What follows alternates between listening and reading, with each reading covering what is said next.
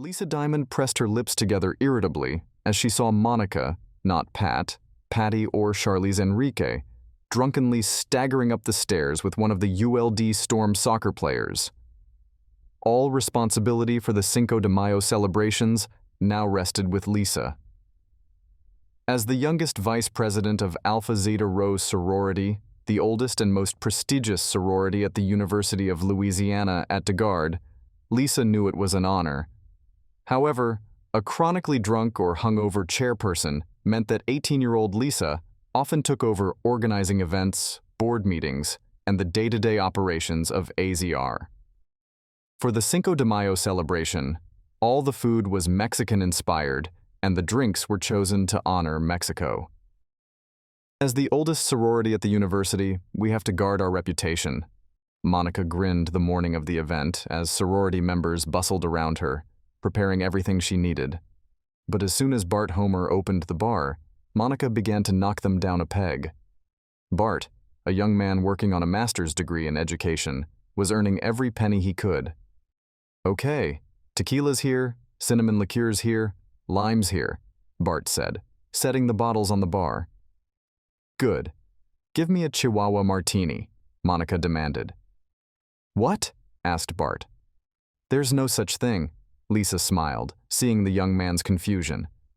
"We made it up. Take 2 glasses of Artigas tequila and 1 glass of Mark's cinnamon liqueur," Monica giggled. "Shake, don't stir," Bart said, adopting a James Bond English accent. "And Acapulco is 2 jiggers of tequila and 1 jigger of Mark's lime cream liqueur," Lisa continued. "But Bart, if they're under 21, direct them to this table." Bart looked at the table where there were 2-liter bottles of Picking cinnamon soda and several regular and diet sodas. One of the sorority sisters was busily preparing a bright green limeade in a large punch bowl. "Yes, ma'am," Bart agreed. The mariachi band was excellent. All of its members were university students, 3 of them graduate students in music. Lisa sipped her glass of limeade while watching the party. "Hey Lisa, wanna dance?" the ULD Storm soccer player asked. Lisa drained her glass and set it down. The band played a slow song, and Lisa let the young man put his arm around her, dissolving into the dance.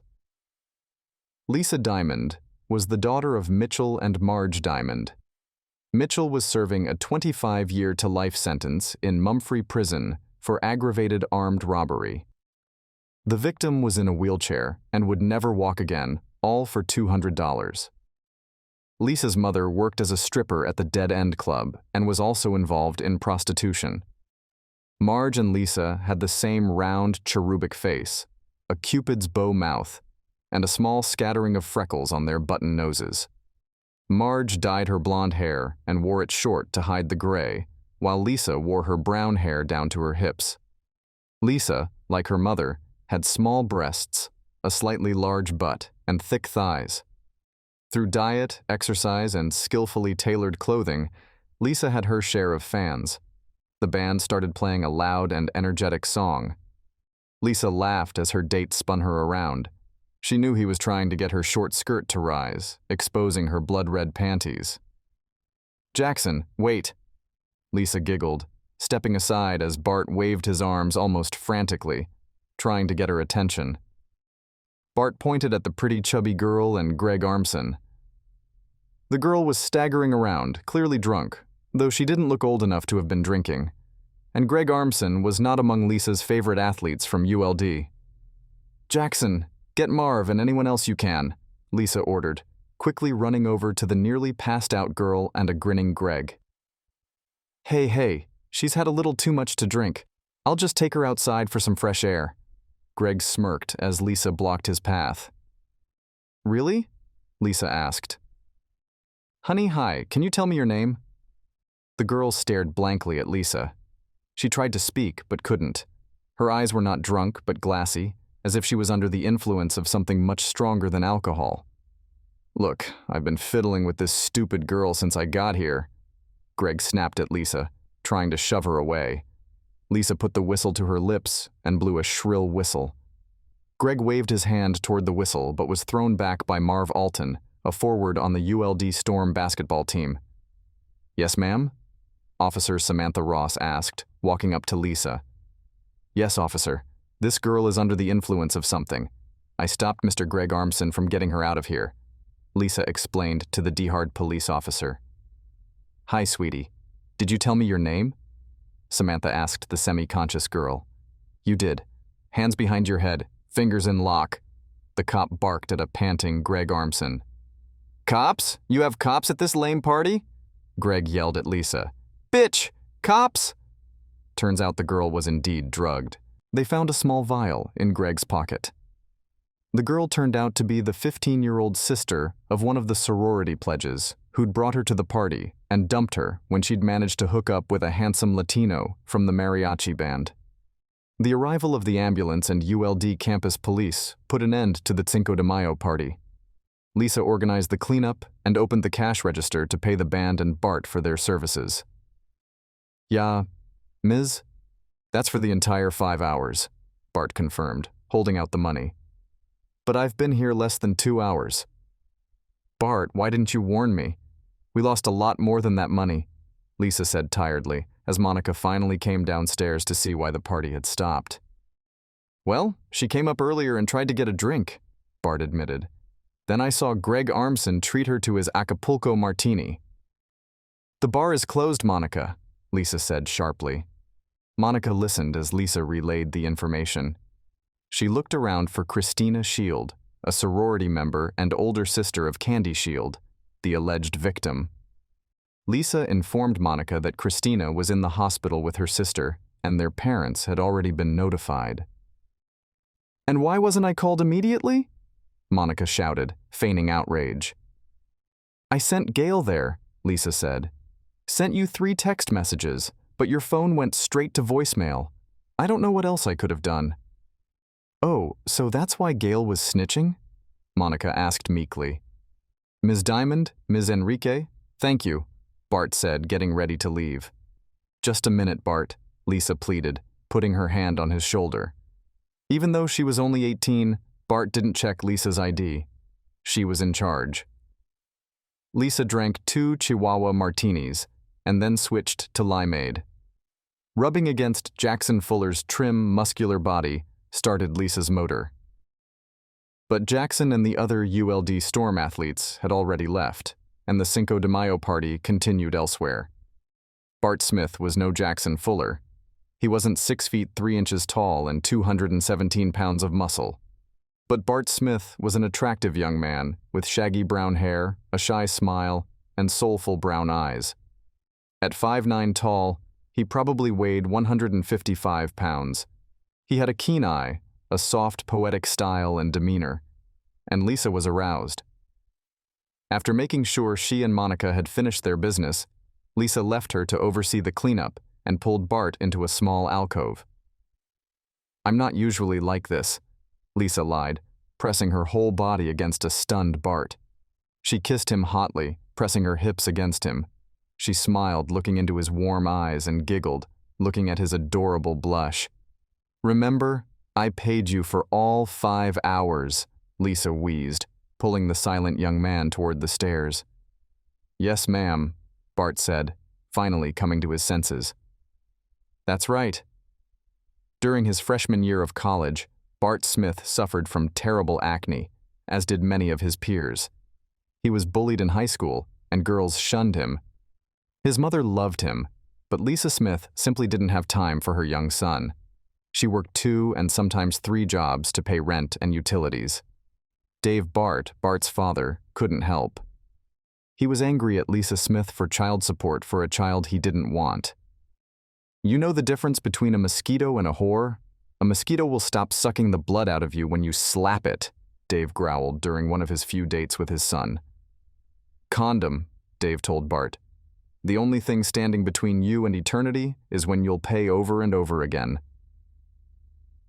Bart's father disappeared when he was 12 years old, leaving the family to fend for themselves.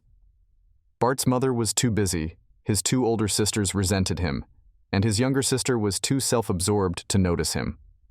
In his sophomore year of college, Bart met Candy Cruz, a slightly chubby girl with an innocent smile. she quickly became attached to him. The pretty brunette easily got Bart to do her assignments for her and help her with her studies. In exchange, she let him caress her with his tongue and fingers. For a young man who had no experience or knowledge in dealing with girls, it seemed like a good deal. "Oh no, Bart, I'm saving myself for marriage," Candy declared whenever Bart tried to take things further. After one of their sessions together to study world economics, Richie Blatcher, a classmate of Bart's, pulled him aside and quietly told him that Candy was the girl for everyone in the Sigma Rho Iota fraternity. Bart vehemently denied it, even threatening to explode over such accusations. "Dude, you're a good guy. You don't deserve shit like that," Richie said. "But if you don't believe me, come over Friday night. We'll have a kegger." Bart asked Candy out on Friday night, hoping she would say yes and prove Richie wrong. Candy happily agreed to the date. She was dying to try the new Thai place in Algie. But an hour later, she called to say they'd have to reschedule for Saturday. Her mom was expecting her home to babysit. Friday night, Richie brought Bart to the Sigma Rho Iota house. In the common area of the house, 3 girls were on their knees participating in a race of the mouths. Candy was participating and couldn't even use her hands. "Gentlemen, we have a tie," Brian Bro announced as Candy and Angel reached the finish line at the same time. "Mr. President, I suggest we have a deciding round," the laughing man suggested. "Excellent idea, Gunnery Sergeant Latchoil," Brian announced. "Gentlemen, I need 2 volunteers." "Me? I've seen enough," Bart Richie said. "Like I said, you're a good guy," Richie said grimly. "Too good to be used by a girl like Candy." When Bart confronted Candy, she denied it at first. Then she unleashed a vicious profanity, mocking his masculinity, penis size, and upbringing. "Are you done?" Bart asked calmly when Candy fell silent. Candy stared at him for a long moment. Then the first tear slowly flowed down her cheek, followed by a whole waterfall. Bart handed the sobbing girl a handkerchief and walked away, leaving her on the bench outside the library. Now, in Lisa Diamond's bedroom, Bart wondered briefly if he was good enough. He also wondered if his skills were good enough. Lisa Diamond was not a classic beauty, but she had the charm of a girl next door and was very sexy with a cute face, small breasts, and a rounded ass. As they undressed, Lisa kept touching Bart, his face, his hands, his bare chest. Finally, she smiled and took his hands. She brought his hands up to her face, then lowered them to her small breasts and hard nipples. "You can touch me, I won't break," Lisa whispered, and kissed Bart.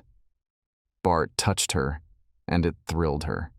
His touches were accompanied by gentle kisses on her lips. When they finally undressed, Lisa pulled Bart toward the bed. She looked down, then up, and smiled sweetly. "Nice," she sighed, and dropped onto the bed. Bart lowered himself down next to her. He continued to explore her with his hands as his lips touched hers. "Wax," Lisa whispered, anticipating his question.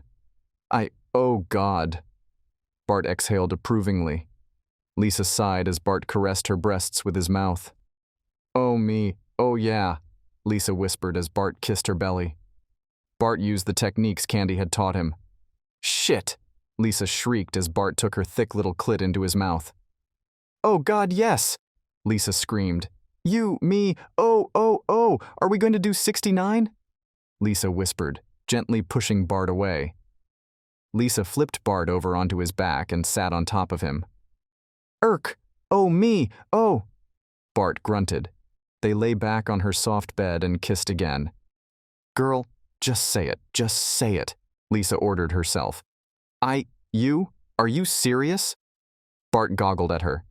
"Yes, I'm serious," she whispered and kissed him passionately. "Ah, I am, yes I am," Lisa hissed. I'm going to scream," Lisa trembled and shook. "Come on, stop teasing me." A sudden need to empty herself overwhelmed her, and Lisa rushed from the bedroom to the hall bathroom. The need was so acute that she didn't bother to close the bedroom door.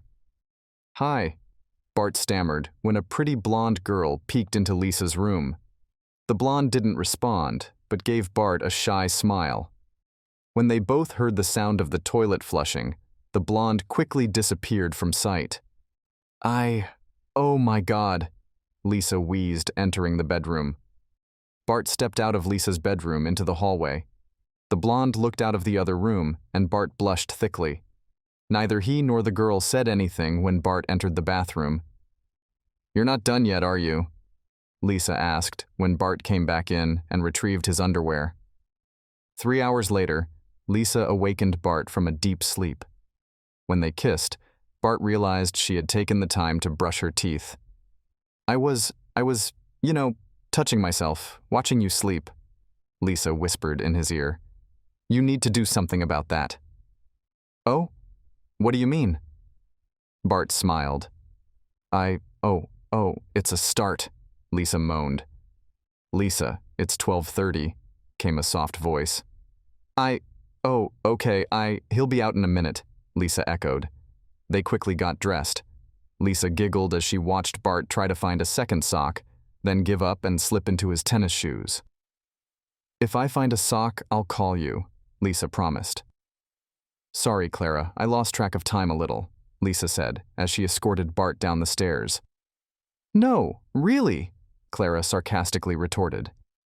For the next few weeks, Bart and Lisa were busy with final exams. Bart then interned at Andrew Jackson High School, and Lisa interned at Thibodeau Investments. They had only 3 dates over the summer, and each ended in Lisa's bedroom, where she was on her hands and shoulders, urging Bart to take her. Suddenly, as their internship was coming to an end, Lisa bombarded Bart with a speech. "We have to date other people." Bart remembered that if a woman says, "We have to date other people," it means she's already dating someone else. "That's all right," Bart smiled sadly. "I wish you nothing but the best, okay?" "I wish you the best," Lisa said, and a small tear streamed down her face. "Hey, buddy, at least she was honest with you, huh?" Richie Blatcher said. The soccer player had become a really good friend to Bart after the Sigma Rho Iota party, where Bart had seen what his girlfriend was really like. Bart nodded in agreement. "You know, for a big ugly guy, you're pretty smart," Bart said. "Yeah, I thought guys with small organs were supposed to be smart," Richie asked. "Apparently that's why I'm just a dumbass," said Bart, straddling his groin. "Nah, man, you're not dumb," said Richie, grabbing Bart playfully. "But man, women can make us do all sorts of stupid things, can't they? There's a keg party tomorrow night. You want one?"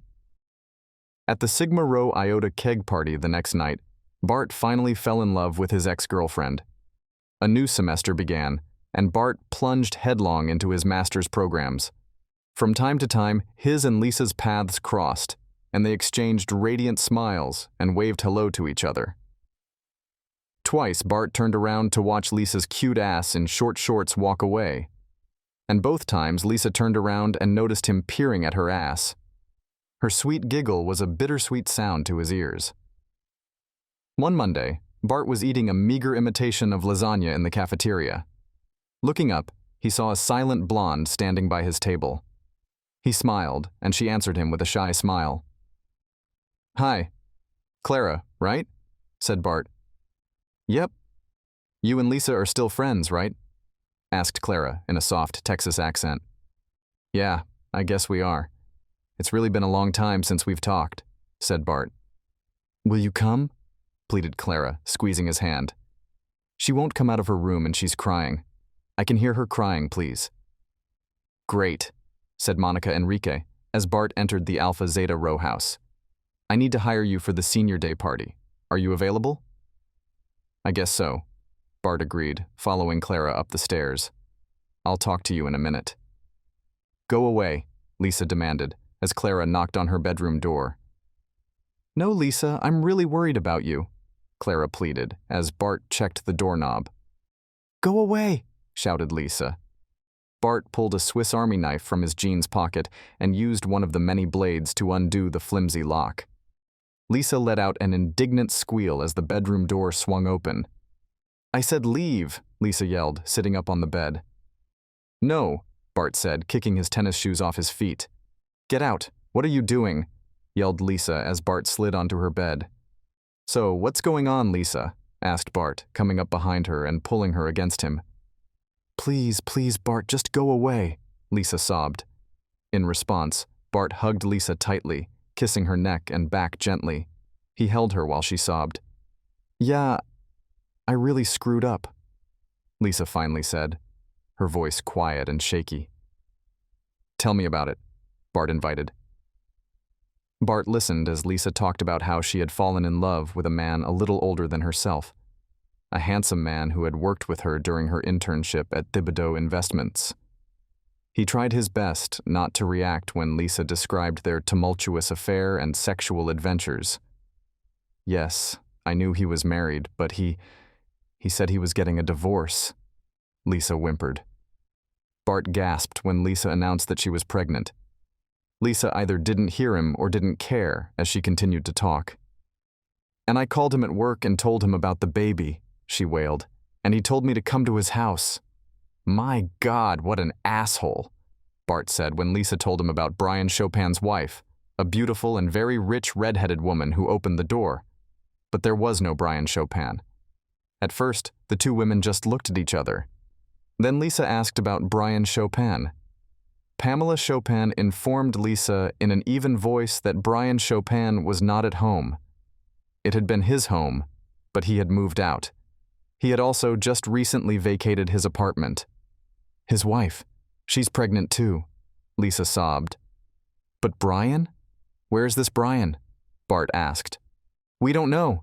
He quit his job at Cruise and they won't tell me where he went, Lisa sobbed even harder.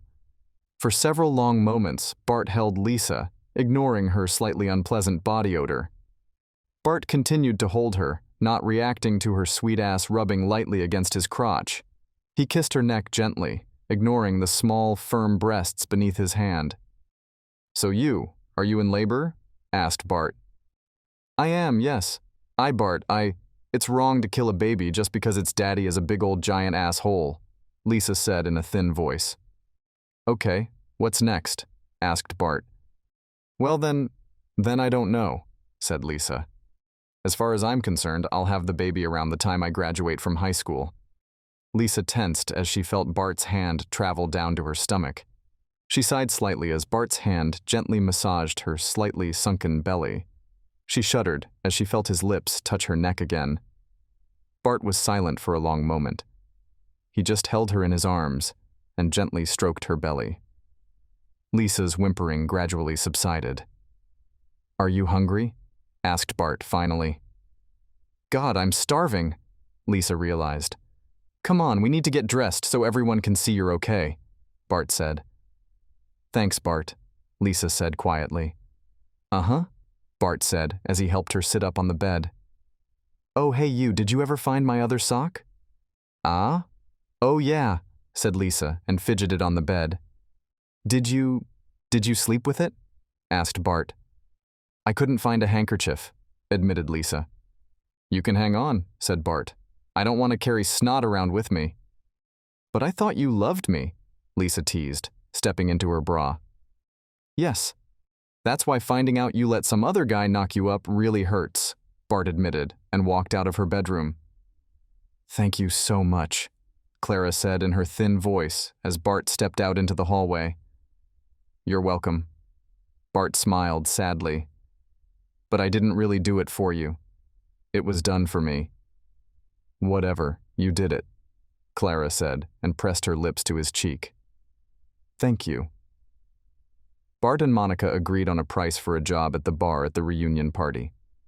Bart smiled as Lisa entered the room and began chatting with several girls before heading into the kitchen.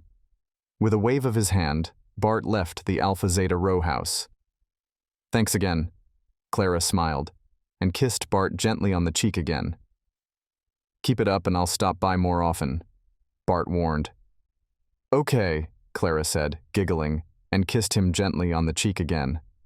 Bart smiled and she laughed again, quickly disappearing into the Alpha Zeta Rho house.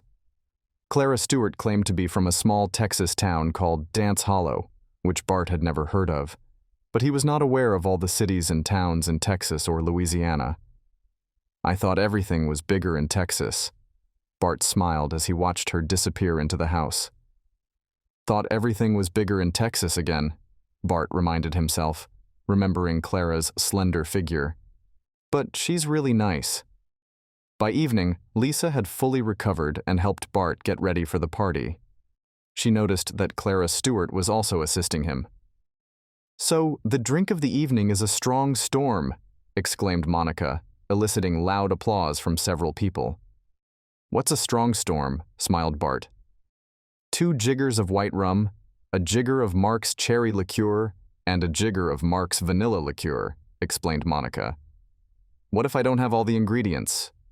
Lisa pointed to a table with cherry punch, vanilla cola, and cherry cola.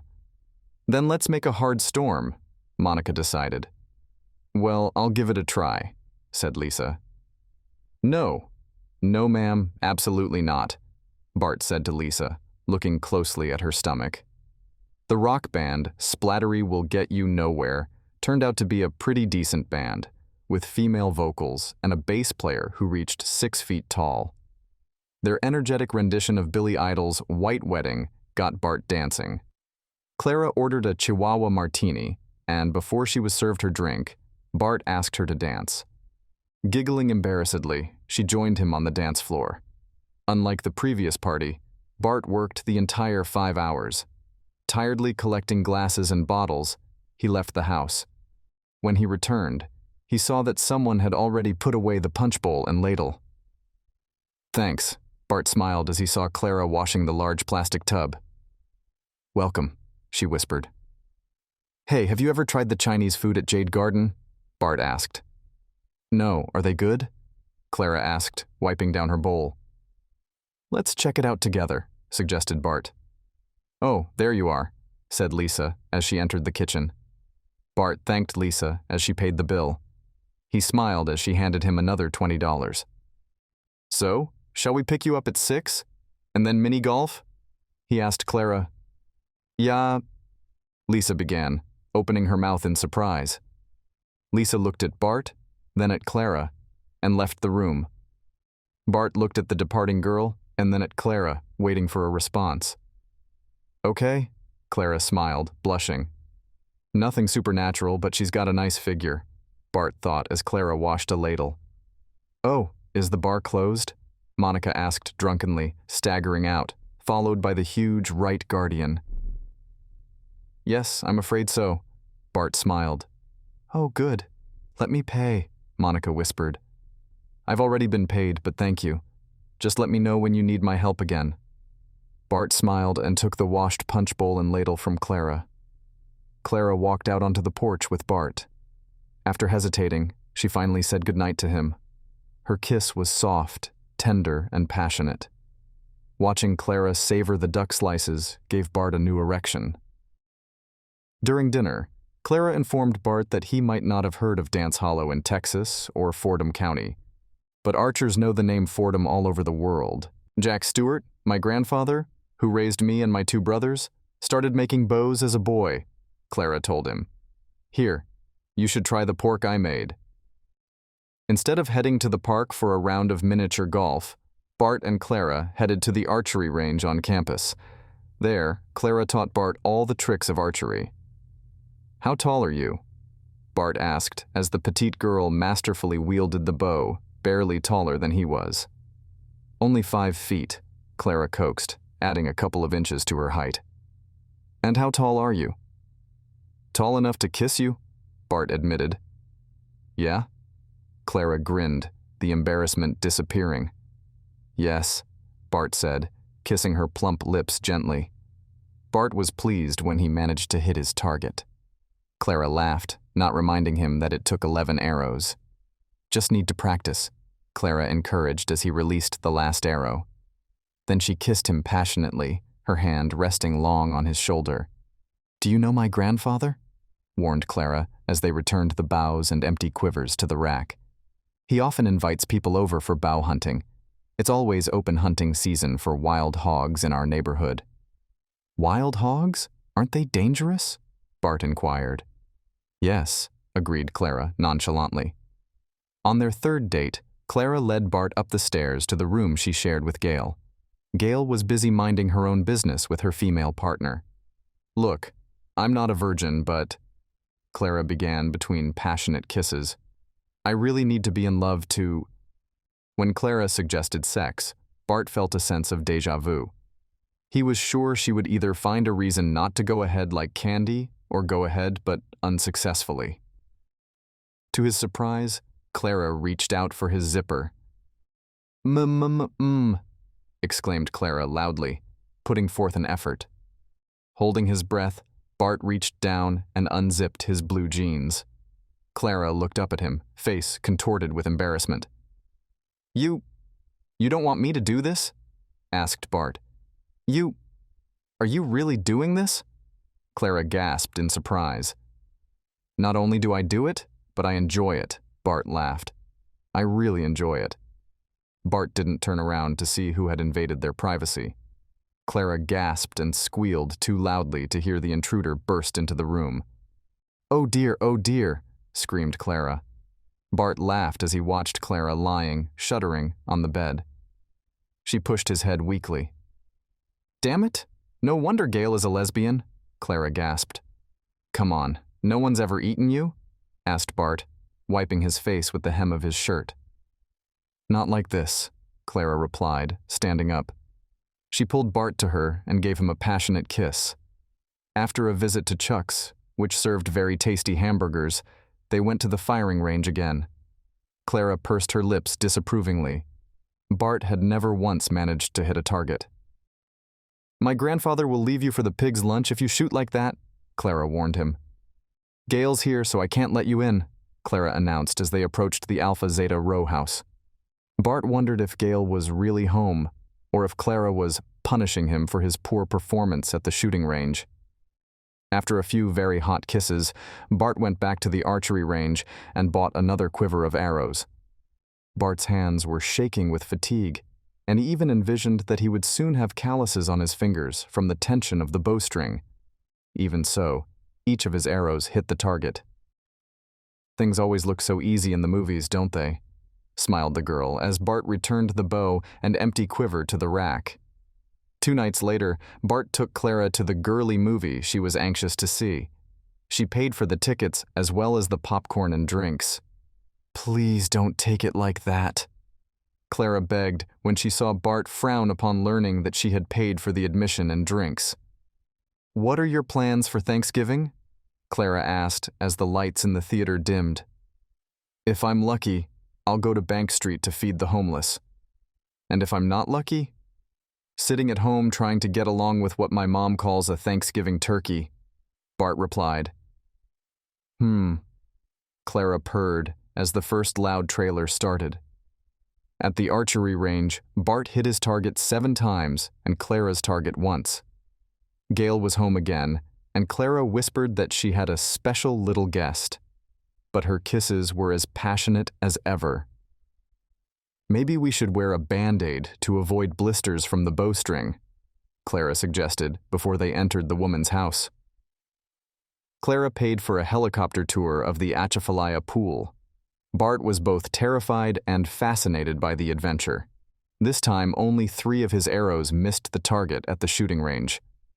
Clara kissed him, jumping for joy. "Oh, is it going to be loud?" Monica giggled as Bart and Clara entered the Alpha Zeta Rho common area. "It's about to get really loud," replied Clara, ignoring her blush. Lisa was coming down the stairs when Bart and Clara approached her. Bart felt a pang of sadness as the beautiful brunette turned and ran off to her room.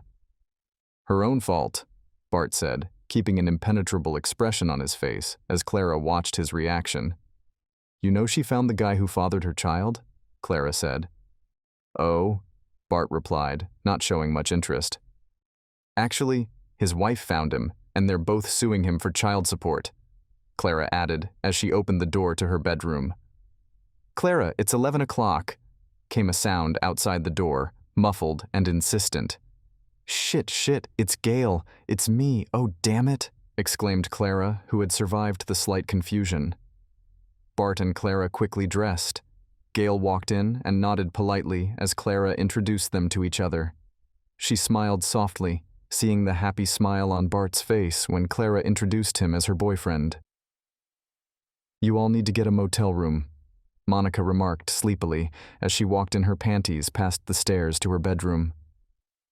"Like you're much quieter," Clara objected. "Meet me in the cafeteria tomorrow, around 6, Clara suggested, giving Bart a kiss. After dinner, they went to the archery range again. Afterward, Clara asked Bart to drive them to the Acadiana Motel.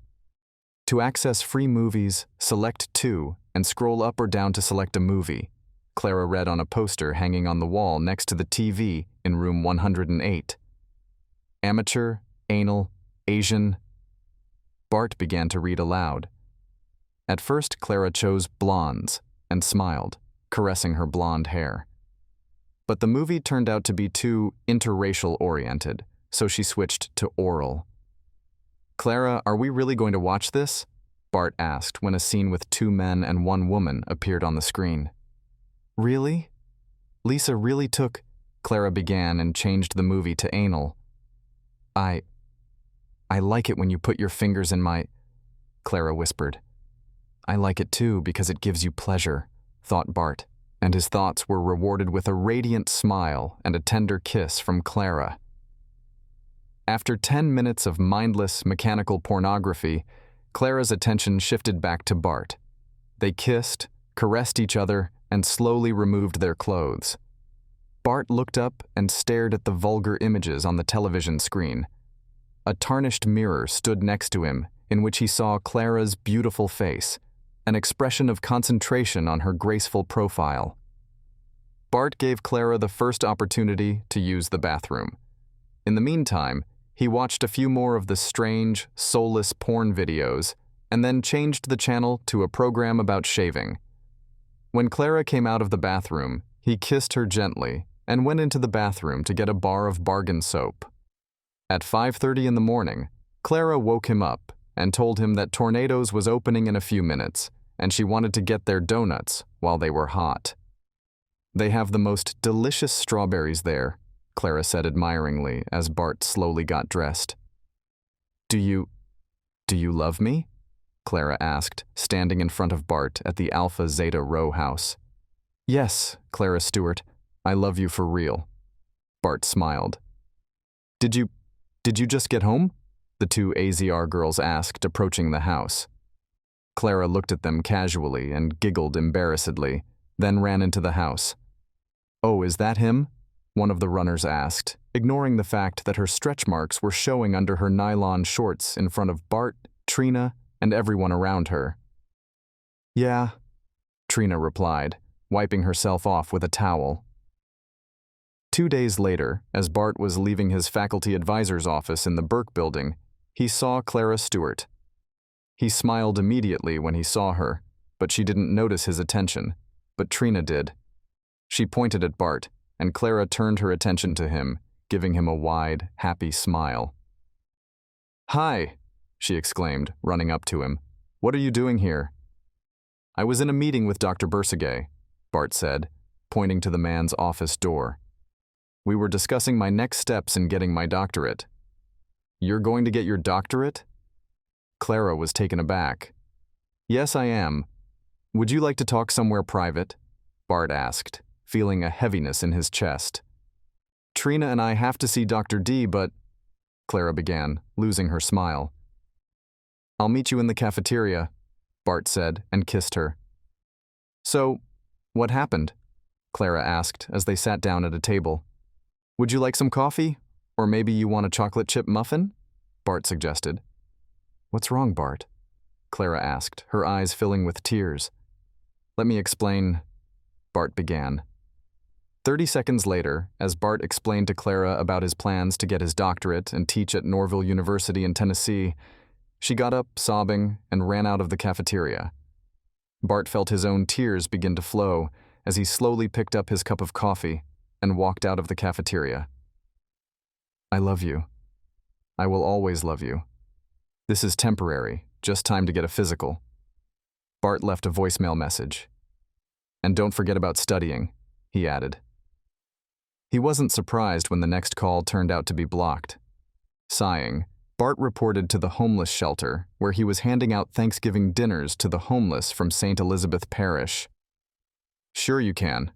Bart smiled at the 4-year-old mixed-race girl who bestowed him with a dimpled smile when she asked if she could have more sweet potatoes. The sweet, innocent, dimpled smile was such a contrast to the haggard, defeated look of the child's mother. The young woman tried valiantly to return Bart's smile, but she couldn't. As Bart drove the 700 miles from DeGarde, Louisiana, to Norville, Tennessee, his mother kissed and hugged him. He dropped a card in the mailbox of the Alpha Zeta Rho sorority house with the new address, ignoring Trina's gaze as he got into the car. Bart drove off, casting one last glance at the beautiful campus of the University of Louisiana at DeGarde. At the meet and greet for new faculty members, Bart tried to fit in, to be interesting and interested, but his thoughts were 712 miles away in a poorly lit motel room. He wasn't thinking about the conversation with Catherine Tate, the beautiful Asian American law professor, but rather remembering the screaming and grunting of a miniature blonde with pornographic talk in the background. 4 feet 3 inches, Catherine said, anticipating Bart's question. 5'10". Want to compare weights? Bart replied without a hitch. It'll come in handy someday, Catherine smiled, emphasizing the will come in handy when Bart was called to Dean Nichols. Professor Bursagai speaks highly of you, Dean Nichols said as he introduced Bart to several of the trainee professors. I think highly of him too, Bart smiled. I initially thought about just getting my teaching certificate, but he pushed me to do more, something more than just a teaching position. Bart hoped that his students would become more friendly and interesting when they left the small community in which he found it acceptable to socialize. His opinion of many of his peers wasn't high, and neither was their opinion of him, and Catherine Tate made him feel uncomfortable. Suddenly a snowball hit him right in the face. Temporarily blinded, Bart staggered to the side, trying to fend off further attacks. I hate you, I hate you. Do you know the last time it snowed in Dance Hollow? I wasn't even born yet, Clara screamed, throwing another hastily made snowball at him. What the hell am I supposed to be doing out here? I've never been in snow before, she exasperated. She let out a shrill scream when Bart's snowball hit her chest. Another shriek erupted when Bart's next snowball hit her chest again. Stop right there, came an authoritative voice. Bart turned and saw a campus security officer approaching quickly. Turning away from him, Bart was unprepared for the snowball that hit him in the back of the head. Ma'am, I said stop, the burly officer bellowed. I want to press charges, Clara stated. Charges?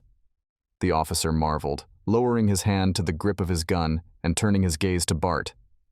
Yeah, he dragged me all winter to Tennessee, Clara declared, stomping her foot. And it's too cold for a good old Texas girl to be dragged here. Ma'am, that seems to be a personal problem, the officer replied, holding back a smile. Hi, honey, Bart smiled, trying to put his arm around her. Hey, honey. Hello, sweetheart. You don't have to hug me. Clara brushed him off, trying to hit him. What are you doing here? Asked Bart, holding her arms back. What am I doing here? What am I doing here? Yelled Clara, trying to hit him again. Yes. What are you doing here? Bart asked, not letting go of her hand. I'm here because, damn it, I love you, you idiot, she admitted. I love you too. Bart smiled and kissed her. Come on, I'm freezing to death out here, she complained. Take me home.